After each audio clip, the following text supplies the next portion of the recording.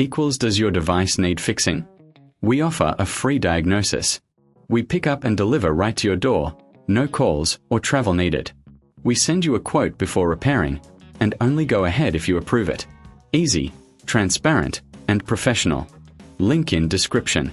To begin, ensure you have the following tools ready: a Phillips screwdriver, a flathead screwdriver, and a pair of pliers. You'll also need a clean workspace to keep your components organized. Start by unplugging your Dyson SV14 from the power source. Safety first. Next, use the Phillips screwdriver to remove the screws located at the base of the vacuum. There are typically 4 screws that need to be taken out. Keep these screws in a small container to avoid losing them. Once the screws are removed, gently lift the base cover off. You may need to use the flathead screwdriver to pry it open if it's stuck. Be careful not to damage any clips or connectors. With the base cover off, you'll see the motor assembly.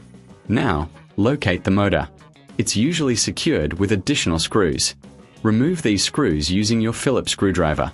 If you find any resistance, double-check for hidden screws or clips that may be holding it in place. After the screws are out, carefully disconnect the motor from the wiring harness. Take note of how the wires are connected, as you'll need to replicate this when installing the new motor. If you're unsure, taking a photo can be helpful. At this point, you might want to clean the internal components of your vacuum. Use a soft brush or a cloth to remove any dust and debris. This will help improve the performance of your vacuum once the new motor is installed. Now, it's time to install the new motor. Position it in place and reconnect the wiring harness, ensuring that each wire is connected to the correct terminal. If you reckon this is too hard, remember we offer professional diagnosis without obligation, and our team can assist you with any questions you may have. Secure the motor with the screws you previously removed. Make sure it's tightly fastened to avoid any vibrations during operation. Once the motor is secured, replace the base cover by aligning it properly and pressing it down until it clicks into place. Reinsert the screws at the base to secure the cover. Again, ensure that all screws are tightened properly. Finally, plug your Dyson SV14 back into the power source and test it out. If it runs smoothly, congratulations! You've successfully replaced the motor.